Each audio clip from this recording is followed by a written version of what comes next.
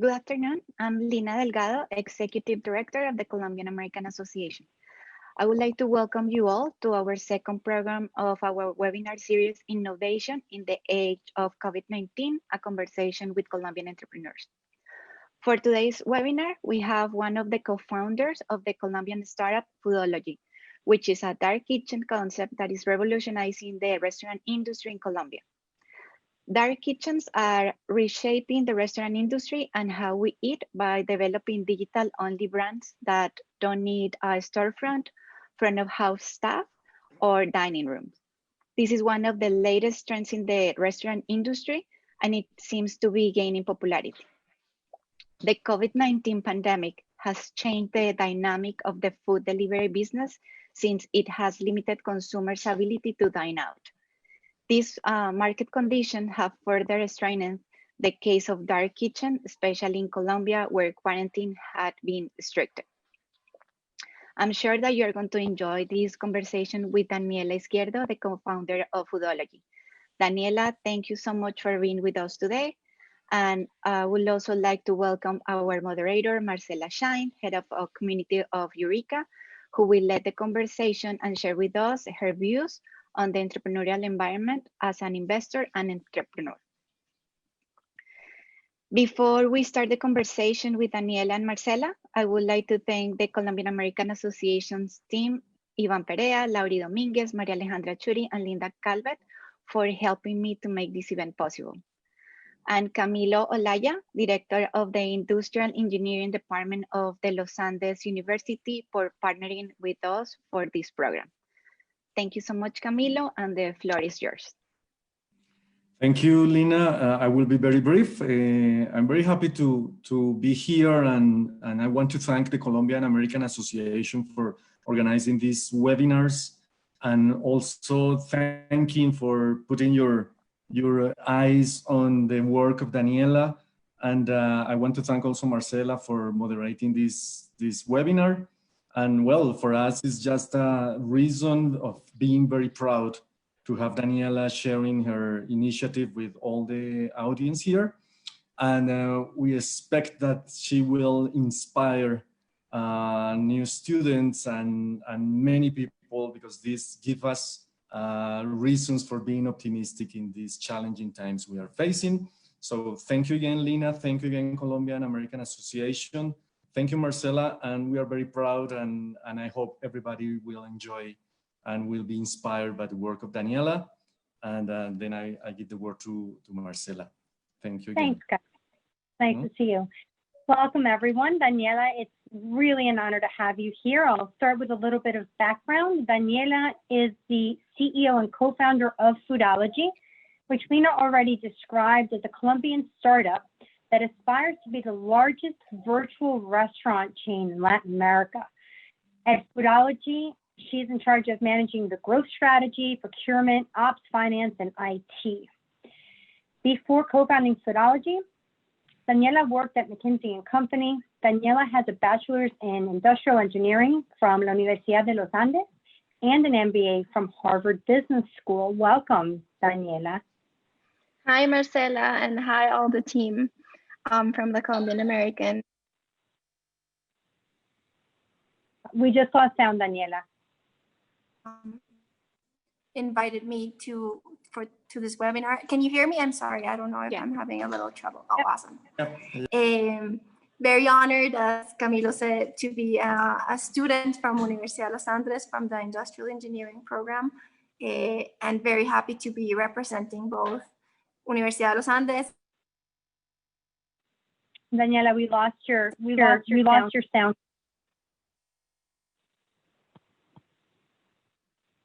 And for people to start disruptive businesses. Lina, did you guys lose with Daniela, or is it just me? No, we couldn't hear Daniela at the beginning, so we should. Daniela, we're losing you intermittently. Oh God, let me see what I can do. I'm sorry for this. Are you guys hearing me okay now? Right now you're fine. So just keep an eye out for my my signal if I can't hear you, okay? Got it. You know what I'm gonna do? I'm gonna take off my AirPods. And I don't know if this is better now. We can hear you. I'll let you know if it starts getting spotty. It's okay. Okay. Talk Awesome. about innovation in the time of COVID, right? No worries. So Daniela, you were just talking to us. You were a student with Camilo, you said, right? I was a student with Camilo in a class, if I'm not mistaken, called Sistemas Dinámicos or something very related. It was a very cool class. He's an awesome teacher, and I think he's great now heading the department. Fantastic. So tell us, why don't we start with giving everyone a little bit of background about the program that got you so much notoriety at Harvard. You gave me a little bit of background, but why don't you tell everyone watching about the program and what made you go ahead and apply for this? Yeah, so I think the beginning of this whole story starts while I was doing my MBA at HBS. I think it's there when like I first got some of like that entrepreneurial spark inside me, thinking like I wanted to build a business, come back to Colombia and actually change the way some of the things here work. And at HBS, entrepreneurship is something that many classes focus on, and that we at HBS, they even have like a special center for entrepreneurs, and that's where they have these types of competitions or these types of like benefits for students, where they invite both people from like the VC world and ex-founders to be judges and to give feedback to entrepreneurs that are competing to basically have the most innovative or the most interesting business model. So this competition, the New Ventures competition, it happens every year, and it basically includes 3 different types of competitors. It has people who are current students at the MBA, people who used to be students like myself and my business partner and co-founder Juan Guillermo, and then people who are social impact entrepreneurs. So they have like basically 3 separate competitions for the 3 separate segments. It's last year, no, I mean 2 years ago, the competition was awesome because people come and pitch right at HBS, and all the students we get to see the pitch and vote, etc. This year, obviously for COVID reasons, everything was online. But even like thinking about the experience last year when I was still a student at HBS, I thought how wonderful would it be to like actually be able to participate in something like the New Ventures competition and get all this exposure to VCs and to other startup founders, and at the same time get some sort of like feedback and like some sort of someone validating my business model. Fantastic. So when did the idea first pop into your head about Foodology? Walk us through the process of thinking through the business model and saying this has potential, and then how you got to the point where you went ahead and got funding. Yeah, so the first thing I'll say is I've always loved food. I've always loved restaurants, and I've always loved cooking. Even actually before doing my industrial engineering career in Los Andes, I studied cooking for 6 months in Italy. So it's something that has always inspired me. So I've always like been looking into that world more as a hobby than anything else, but always interesting in how it worked. And I was fortunate enough that HBS is one class on the restaurant industry last semester. And obviously, given the passion I have for the industry, I decided to take that class. And that's where I started like building the idea of Foodology. I was also fortunate enough that my co-founder was also in that class. So we started thinking about it even from back then and there together. And I'll say basically what like led us to the idea of Foodology was that we were seeing 3 things. The first one was that the delivery trend is growing at like huge scale and like a super fast pace. And it's not only in the US, it's a worldwide trend, right? We had lived it here in Colombia with the birth of Rappi and then how big it's gotten throughout the years. So that was like the first thing we noticed. The second thing we noticed is traditional restaurants have done very little to like serve this new channel in a better way, or like with a better customer experience, and have done very little in changing their operations and changing the way they market themselves to clients. And that, what that has caused is for people to have not that great delivery experiences, because traditional restaurants are just trying to fit their original core business into a new delivery channel without actually giving it some thought. And then I'd say the last thing we learned about in that class was how hard it was to have a restaurant, and how hard it was to have good margins in a restaurant, how big the capital investment is, how risky the business is if you don't find the right concept, the right location, and like a bunch of other like variables that can make you easily and quickly fail. And taking all of this like into consideration, we thought, how can we build a different business model that better serves delivery clients, takes advantage of the like growth of delivery companies, but also like kind of makes what's not great about restaurants not a problem, like the big capital investments and the high risk. And that's how we ended up with the idea of Foodology. So basically at Foodology, what we're doing is we're creating virtual restaurant brands. That means these are brands that you can only find on the delivery apps or on like our own e-commerce. And we're operating these brands from what Lena mentioned, dark kitchens, which have a ton of names: dark kitchens, ghost kitchens, cloud kitchens. They're basically all the same, but basically what they are is it's a kitchen that has no storefront, does not like cater to clients on the store, and it's optimized in every way in its operations to be quick and to produce food that is really good for delivery.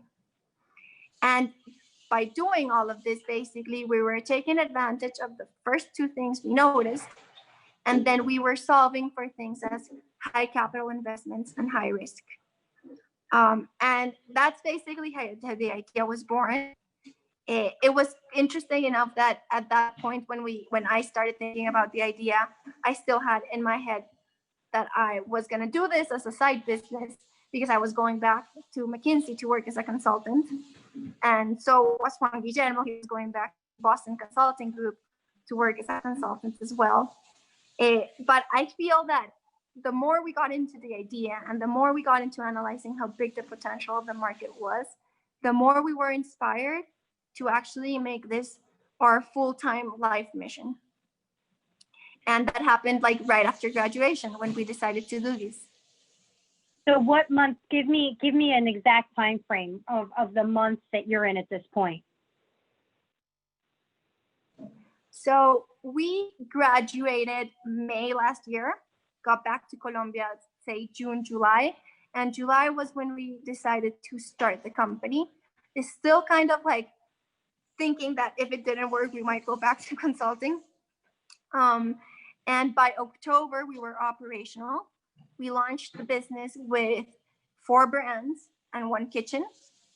And I'd say fast forward today, we have 8 brands in 7 kitchens. 6 of them are in Bogota and 1 of them is in Medellin. Right.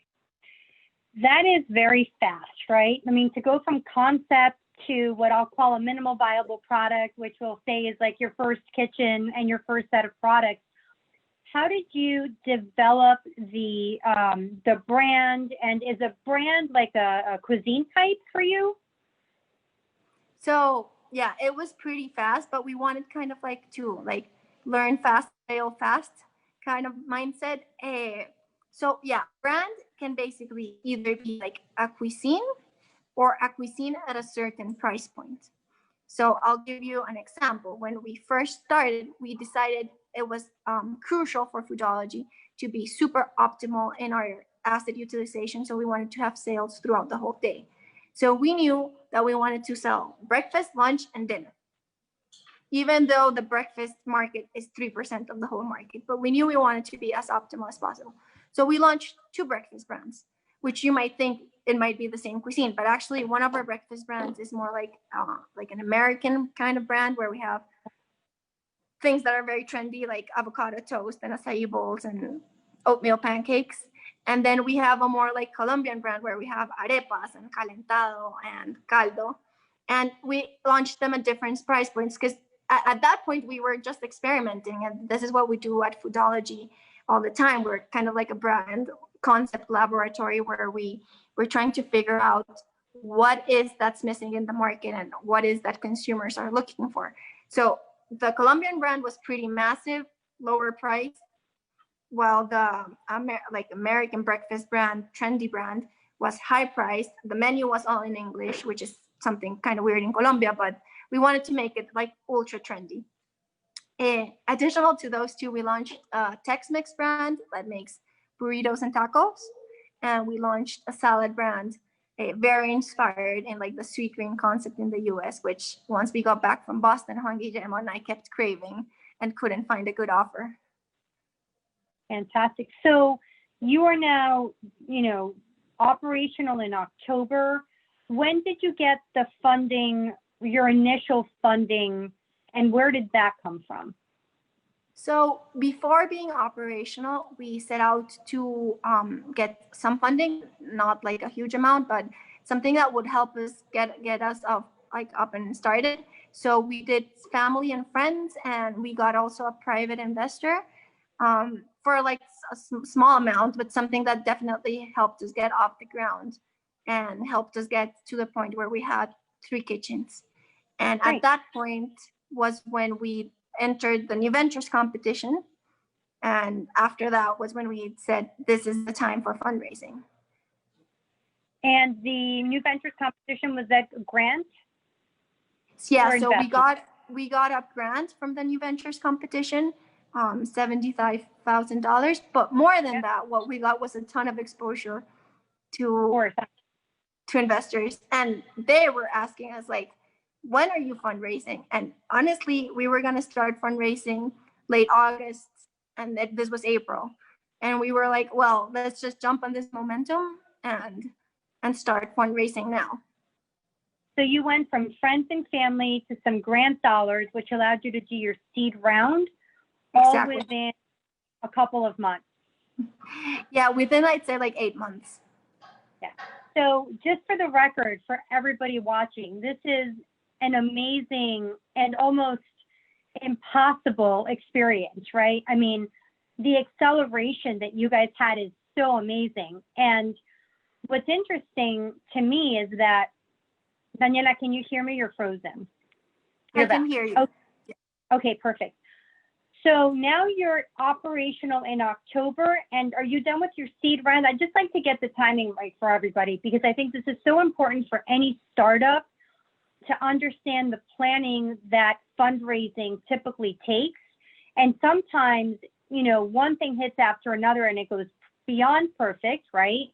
But then, which is where I was going with my question, so now you're operational in October. When did you get a sense that COVID was going to potentially start to affect the world, right? When did you and your co-founder sit down and say, uh-oh, something's happening? And what was that moment like for you? Sure. So I feel we were kind of in Colombia, like late to COVID. I feel like now looking back, January should have been like a big signal, but it wasn't. And we started like realizing what COVID meant like mid-March, to be honest. So mid-March, everything was going great. We were growing tons. And then suddenly they told us COVID. And at that point, we didn't know the rules of the game. We'd heard delivery in Japan had grown tons. We'd heard Peru had closed all delivery operations. The government had closed.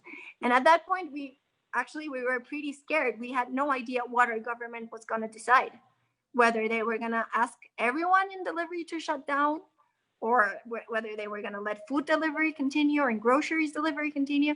So at that point is when we said, oh God, we're going to have to be ready to make quick decisions based on like daily information. And yeah, that was like, I'd say mid-March. we won the new venture competitions late April, and we started fundraising late April. And I'll definitely say we were lucky in the sense that in the Colombian case, the government decided to continue delivery operations, which allowed us to continue growing through COVID and even gave us a little boost, I'd say, and allowed us to like become one of those like anti-COVID business. But again, being truly honest, it could have gone the other way if the government had decided to shut down delivery operations. So as a co-founder at that moment, when you had to wait to either pivot your business, push harder because you got an opportunity to build or grow, right? Did you call investors? Like what decisions that co-founders, or what plans did you set? Did you have an A and a B plan and you waited? Did you make some phone calls ahead of time? Was there some contingency in place? As a co-founder, what was that process like? So I say the first thing we did is we called a couple of companies of friends of ours or people that were working in Spain, because we knew they were like 2 months ahead of us in this problem. And we like kind of wanted to get their vision on like how companies were operating over there.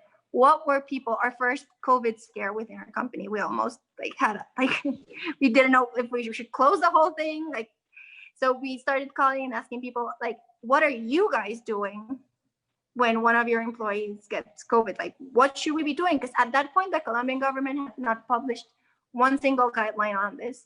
And we knew it was coming at us, basically. Then we like literally decided to wait and see and not take any quick decisions. And I guess Harvard was also pretty generous. They gave us a class on like crisis mode reactions. And the first thing they said was like, in a crisis, you need to like take information as it comes in and try to take decisions with the best information you have, but like do not take before you have like any information at all. And we just waited and see what the government was going to say, to see how things were going to turn up. And then we started making changes to the business slowly. Like, for example, we got a bus for all our employees so they wouldn't have to take public transportation. We changed our packaging, but slowly we did things like as we saw them evolving. But sure, I'm not gonna lie, one of our like big concerns was like, are we gonna have to like put everyone on furlough and like just shut down operations and wait for 4 months to see what happens? So I love that you mentioned your employees first, right? That you looked out for the safety and the security of your employees. How many employees do you have now?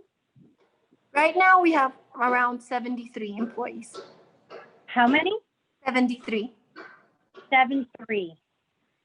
That is an astounding number. I mean, Daniela, what you're doing for your local economy is phenomenal, particularly at a time where restaurants and the service economy are suffering so much. So that I commend you. I'm going to remind everyone that they can ask questions in the chat so that other entrepreneurs that are going through this can get some words of advice from Daniela and her team here as we're going through this. So I love that you went employee first. That's phenomenal, and the safety of them, packaging, of course, for your clients, and then that you had the ability to go back to your network. In this case, it's Harvard, to get some additional support, and then you went to like-minded businesses to get support too. So I think those were phenomenal tips.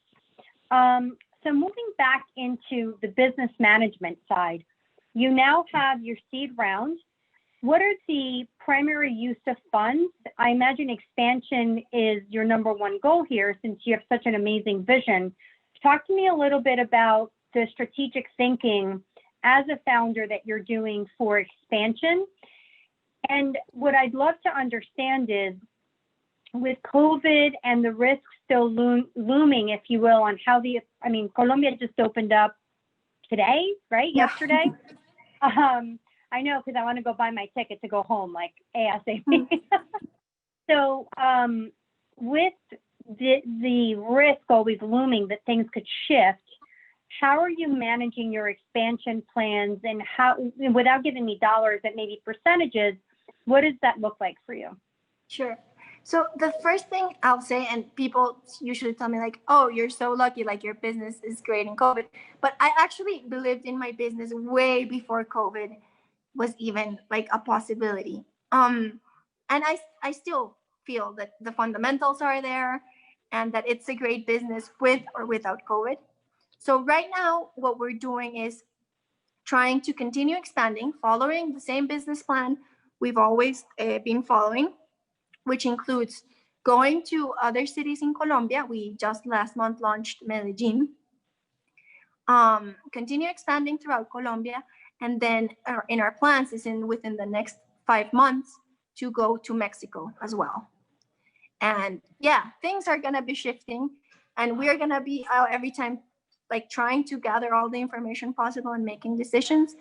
But we think even though this has been very hard on the restaurant industry, many restaurants have been able to like turn around and start doing delivery, start thinking about this channel about something important. And we have the advantage that we had already been doing that. So we now have the advantage to go even a little bit faster than we were going before.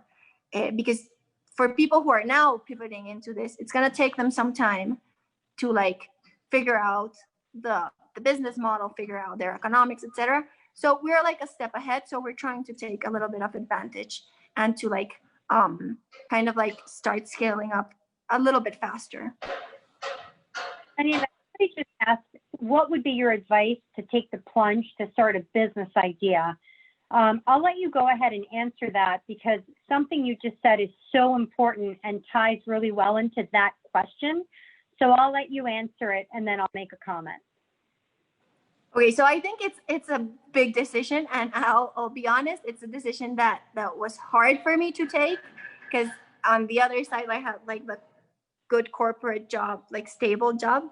So I say two things actually led me to take the plunge. The first one was that I was absolutely passionate about the industry I was going into. Like I was completely fascinated with the restaurant industry and the, like everything related to food. And I think that's super important, because as an entrepreneur, you end up working 24/7. It better be something you like and something you enjoy, because otherwise you're most probably going to be very tired and very miserable. And then the second thing I'd say is I'm super passionate, but I'm also like pretty like a rational engineer kind of person. So I'd say it's very important to actually look into like the size of the market and what you can actually build and what the economics look like for traditional players, and not only like take the plunge based on like a passion, but also like actually take a moment to analyze how big the opportunity can be. Because I think you need a little bit of both. You cannot be an entrepreneur only based on numbers and, oh, I see a market opportunity, I'm gonna do it, because you do need the passion, but the passion itself sometimes is not enough to build a good business. So for me, it's like trying to look for a mix of those two, like when it makes sense as in a business model, but also something that you are really passionate about. Agreed. And I think, Daniela, what you said earlier that ties into that, and that's why I was glad that question popped in, was you said, you know, I had my business plan, I had the fundamentals ready. COVID did not necessarily create the business, right? You were already heading in that direction, and you're following your plan. It's not that it's a startup, plans don't shift. And again, being in crisis mode and waiting for something to change at a government level to potentially take you in a different direction, you can't help, right? But you did the homework, right? You did your fundamentals, you looked at your market opportunity. And I think and Eureka, where I'm working, that's exactly what we teach, right? Is like, what's that fundamental thinking that you have to do to confirm that your business plan has a chance to make it, right? And so I love that you said that. We had the fundamentals, we followed the plan, and now we've got, you know, an expansion opportunity. What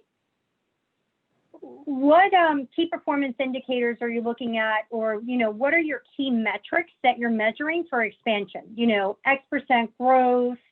You mentioned Mexico. Like, what decision process did you go through, and how are you tracking to those goals or those numbers? I think that's an important thing to explain to other entrepreneurs as well. Sure. So like going back into the business, I say our business is a business in which you need a lot of presence.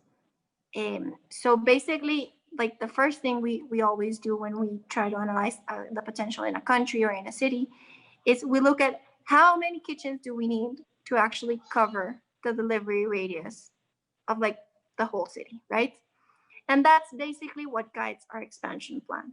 We say Bogota is a great opportunity. It's a market of this many millions of dollars in delivery.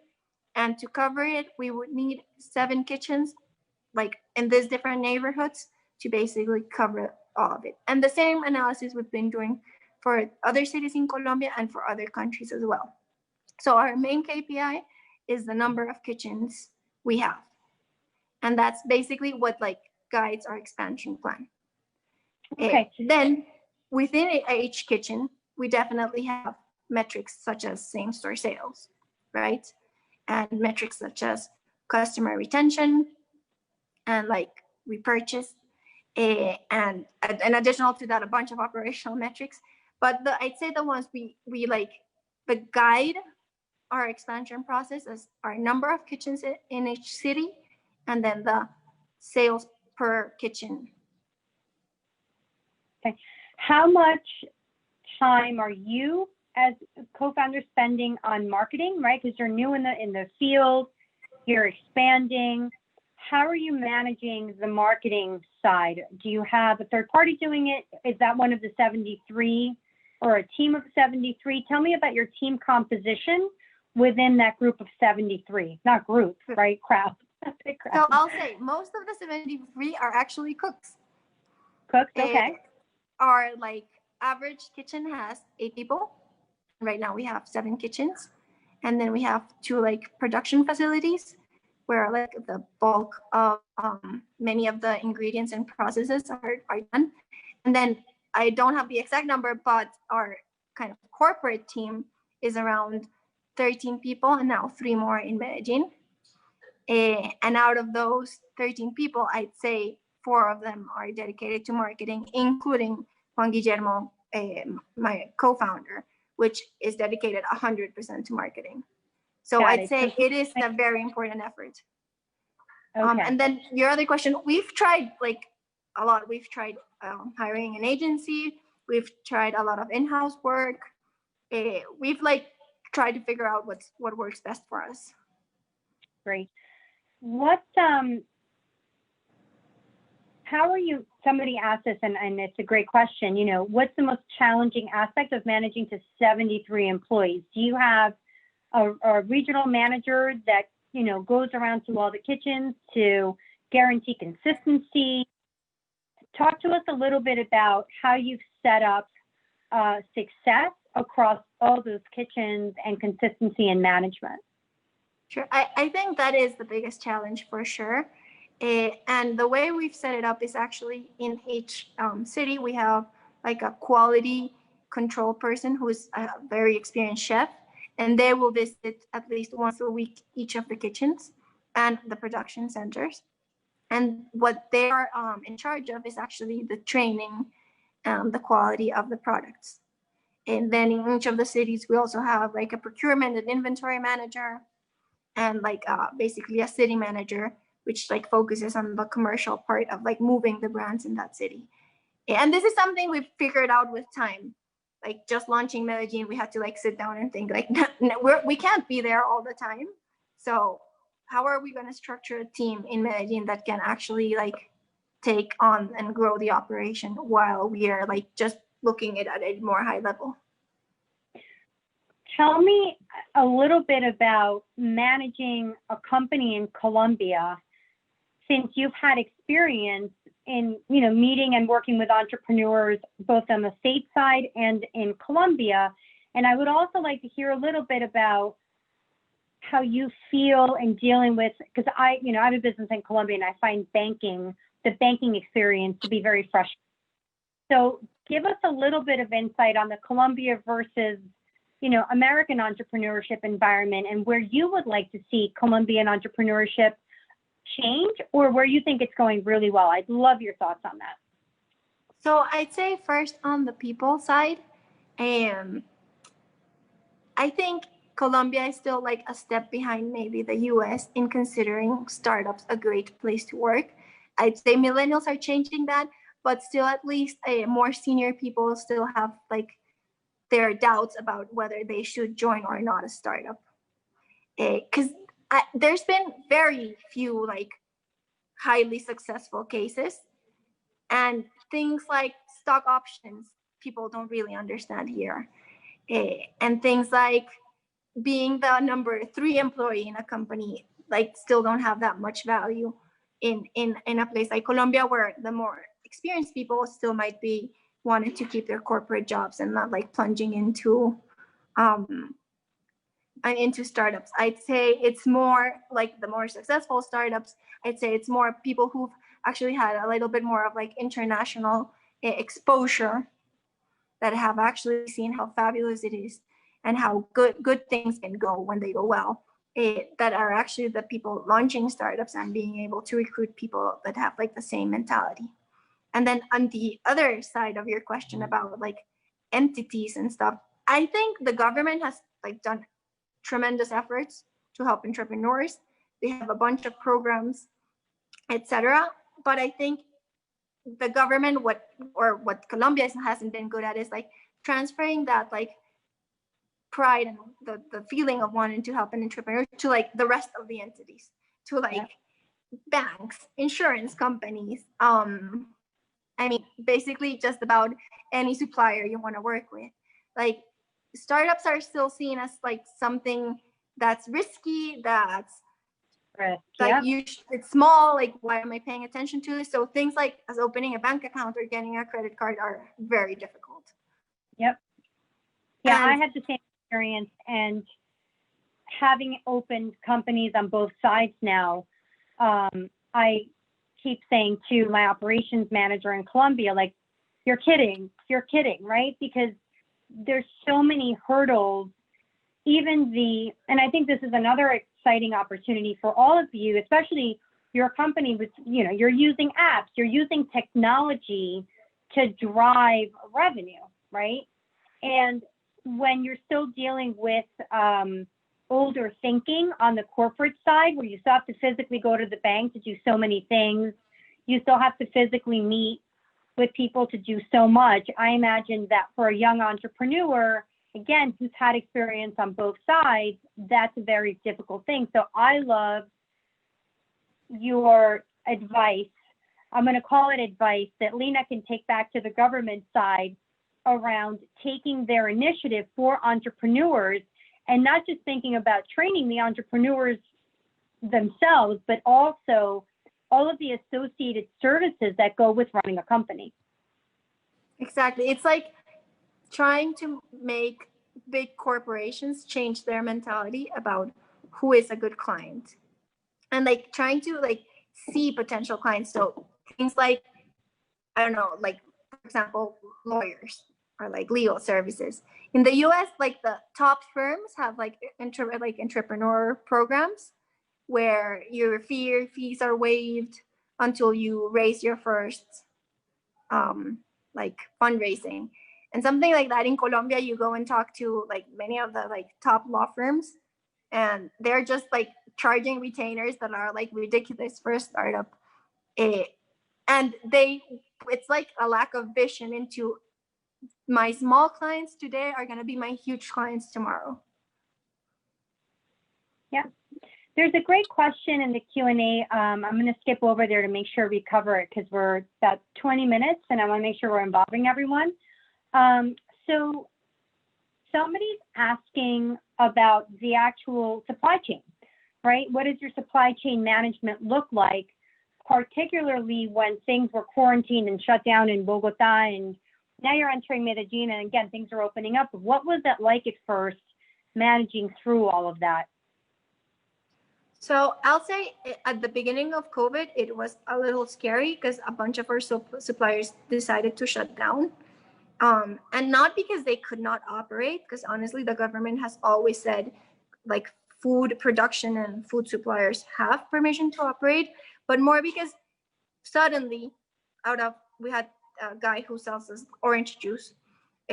out of his 350 clients, he was left with 5.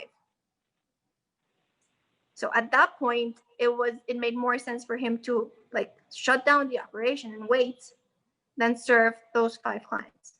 And I was like one of those 5 clients who was like, where am I going to get my orange juice now?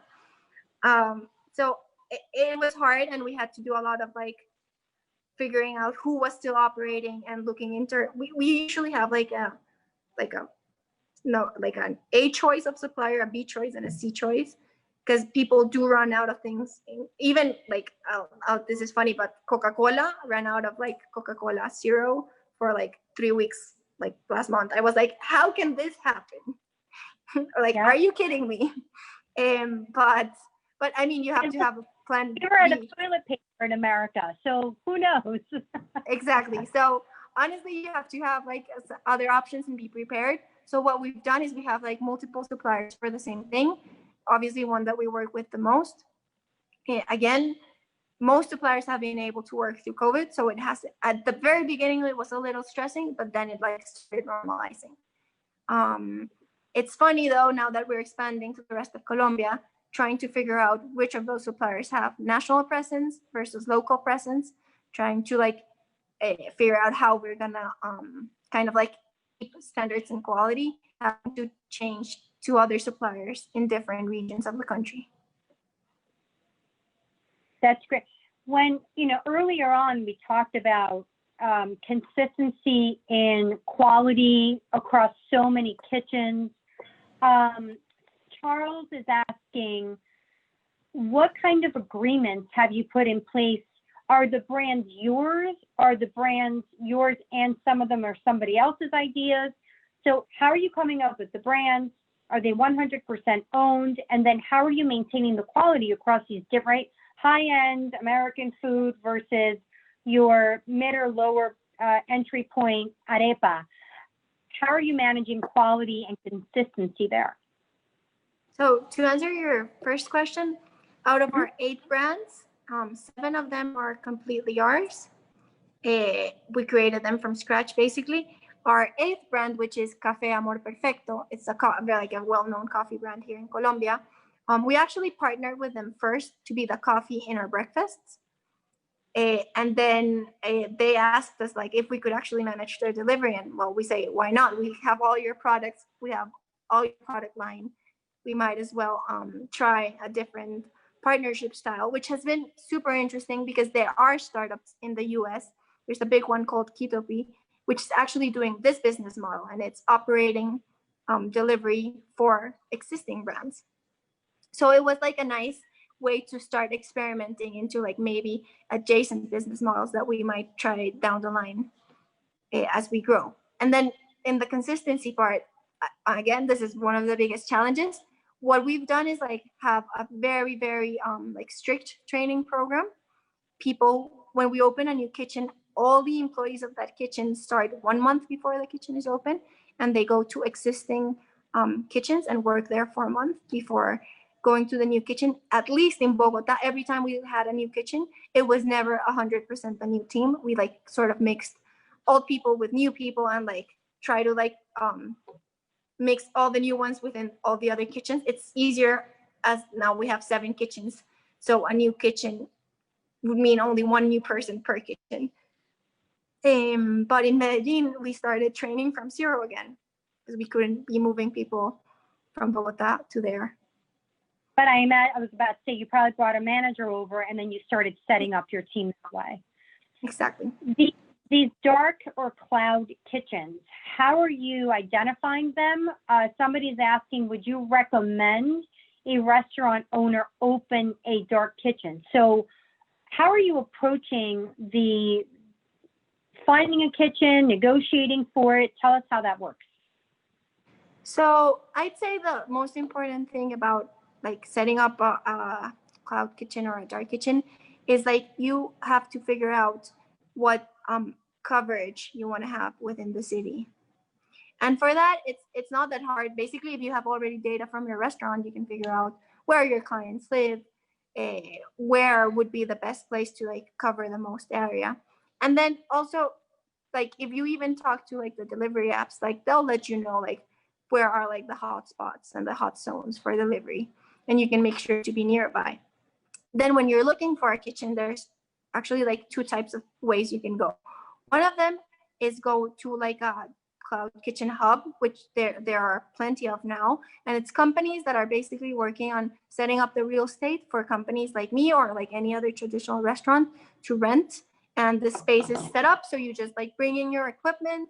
They thought about like the floor has to be approved by the like health regulation, and they thought about the lighting, and or you can actually go a more traditional way with which we've also done, which is like find a real estate space anywhere.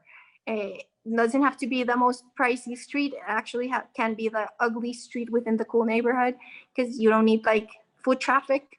And then just do like the minimal renovations you need to get it up and running. And that's like the two ways you can do it. I'd say I'd recommend restaurant owners to first, before even setting up a dark kitchen, completely use the capacity of their actual kitchens.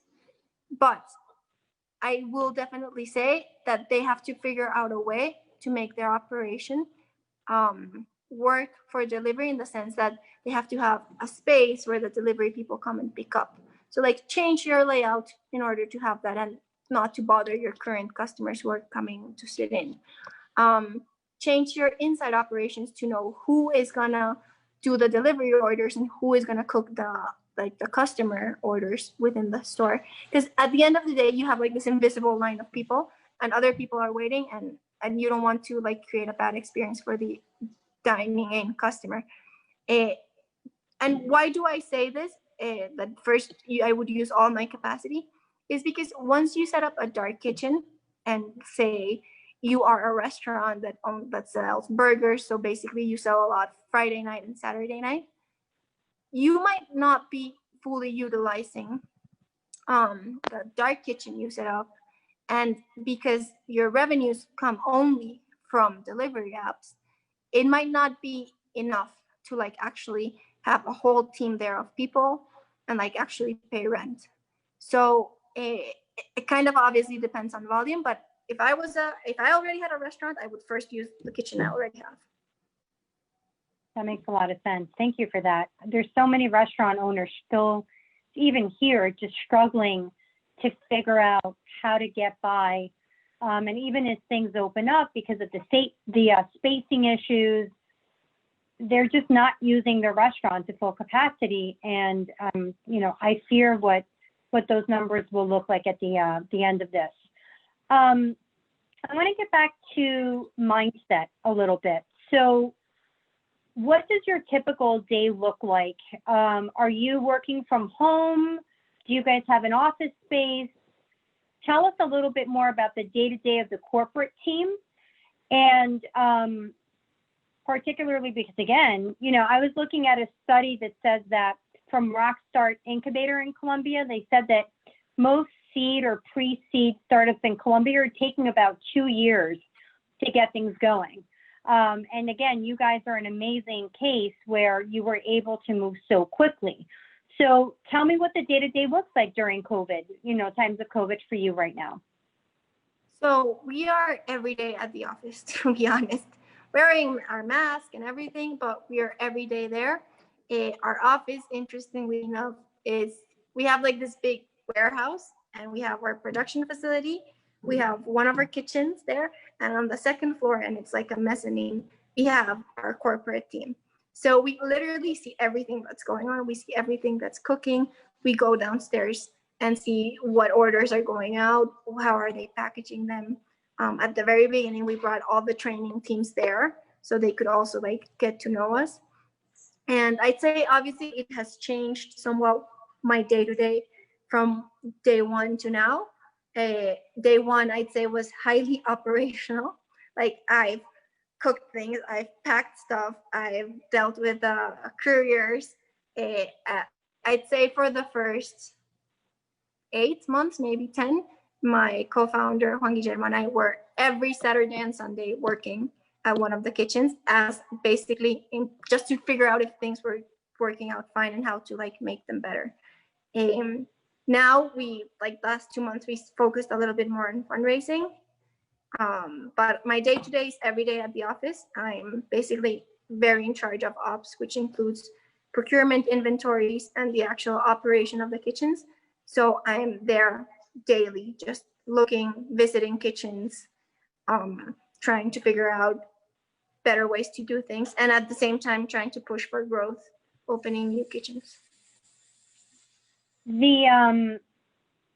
So the facility that you're working from is in essence your where you create, where your team gets together, where everything initiates, and then you're expanding across all of the other kitchens, right? Exactly. Okay. What are you doing to, somebody's asking, Nicolas is asking, you know, what happens, how fast are you catching bad performance? And if you've had that in the time you've been in business, how have you remedied that? Well, I guess I don't know if the question means bad performance as in like, So you mentioned a couple KPIs, right? You mentioned retention, you mentioned quality.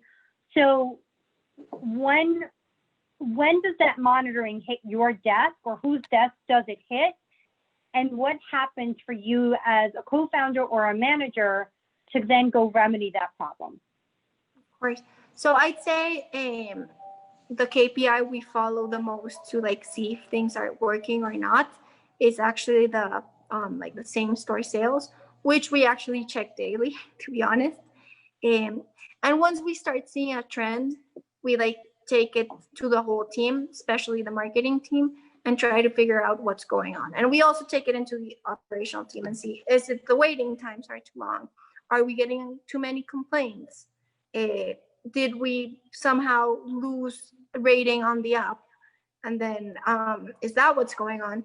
So basically that's where we try to correct, but it's like we see it when we react based on sales. Okay.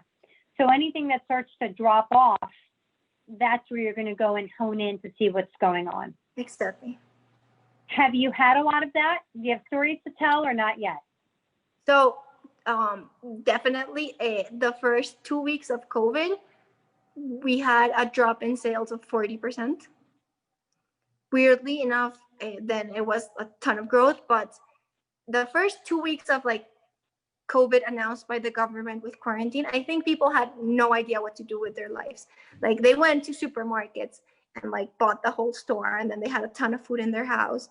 They didn't know how long this was gonna last. They obviously the first 2 weeks tried to cook everything for themselves and then realized they don't have the time to do that. But those first 2 weeks, we definitely, like when we saw the drop, we went directly into like, what are we gonna do? So for example, we launched a kind of like what we call our COVID brand, which is like very like home comfort food style, which is like on the lower price, cheaper, to like try to compete with home cooking. We invested a little bit more on marketing. We started talking to companies to see what they were gonna do now about like the employees usually maybe got their food at like the company cafeteria, like what were their thoughts on that now? And that was like the way we reacted. But those first 2 weeks were definitely like tough, and like we were trying to figure out what the market was telling us. Great. Well, we're down to the last few minutes, and I always like to close with questions that will inspire other future entrepreneurs to dive in and do this. Why don't you give us what your, I think, the toughest experience you've had so far? I think a drop in 40% is a heck of an example already. On the first couple of these, what do you think has been the toughest as a co-founder in Colombia trying to do this? And how, you know, what's your advice on getting through those tough moments?